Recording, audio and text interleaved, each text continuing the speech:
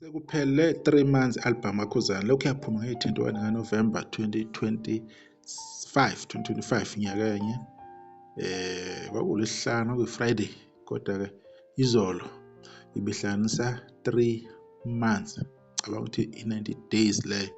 Sizothi ukubheka kancane eminye imisebenzi kaKhuzana nje ukuthi yena ihambe kanjani kodwa-ke sigxile kakhulu emalangeni nje kusesenjalo esitidini beku-celebrate laphana-ke ingoma kaKhuzana ku-YouTube ethi Umanikinikani ngokuthi ikwazi ukushaya u-3 million wama-views laphayana. Kwaphinda kwathi kusenjalo-ke kwaqhamuka enye ingoma ethi-ke Jola naye emva kosuku nayo yazo-achieve owayo umlando-ke okuyi-3 million laphana futhi ku-YouTube Music. Lokho okwenza ukuthi yena kube okokuqala ukuthi ingoma kaKhuzana zimakane side by side ngale ndlela naku-Spotify umsebenzi nakhona kusaqhubeka nakwamanye ama-platforms. Kodwa-ke abantu okumele bekucabange nokuthi kubeka emqondweni ilokhu sibheka nje lapha nje i-3 months uma sithi si-dive deep laphana-ke ku-YouTube i-album yakhona-ke ibisanda kuhlanganisa-ke u-19.4 million wama-views. Sikhuluma nge-3 months ehlanganeke izolo, asihlanganisi-ke nomsebenzi wanamhlanje sibale nje into yayizolo.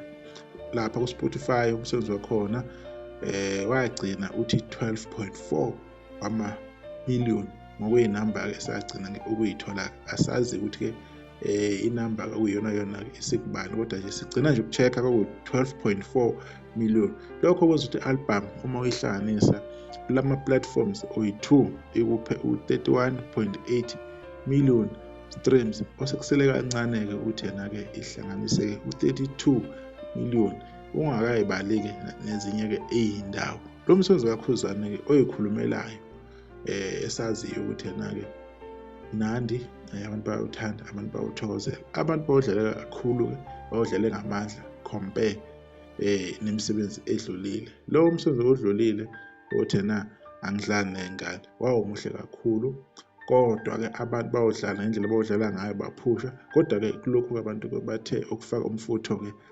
uphindaphinde kabili. Lokho kwenza ukuthi umsebenzi waKhuzana kube umsebenzi ohamba phambili aseke ayikhipha before even lapha ku-Spotify-ke ihleli lapha ku-number 2 i-album yakhe ithi inhlanhla iza nebhadi kuma-album asedlala kakhulu ku-Spotify. Okuyona ndawo esaziyo leyo ukuthi yena-ke iyayithanda ukuthi-ke iy'mpisi ama-Blue Nation bengathandi ukuyivakashela kakhulu kodwa sibonge lowo mehluko loyo nalo improvement leyo asebeyenzile-ke emsebenzini-ke kaKhuzana. Abantu beqhubeke bawuphushe-ke njalo lowo msebenzi loyo. La akuwona-ke umaskandi lo onekhala ethize abantu ku-understand lokho.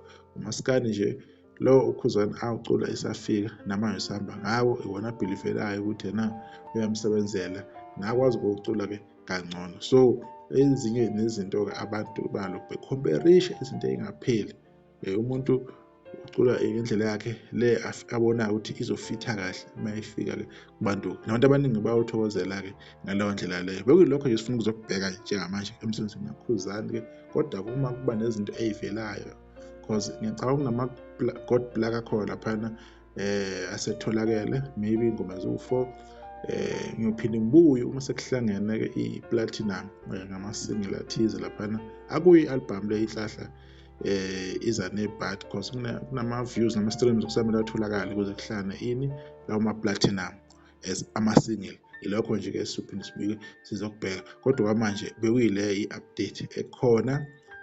Asazi-ke mhlawumbe enye iyobuya after 3 weeks or 2 weeks asazi kuzobonakala kusuke ngokuthi yena umsebenzi kaKhuzana uhamba kanjani laphana kodwa niqhubeke-ke ni-stream-ke nidlale wonke umusic wabaculi-ke phinde futhi nibhekelele namavidiyo-ke khona la kwi-channel yenu eniyithandayo Indofastworld TV. Nisale kahle.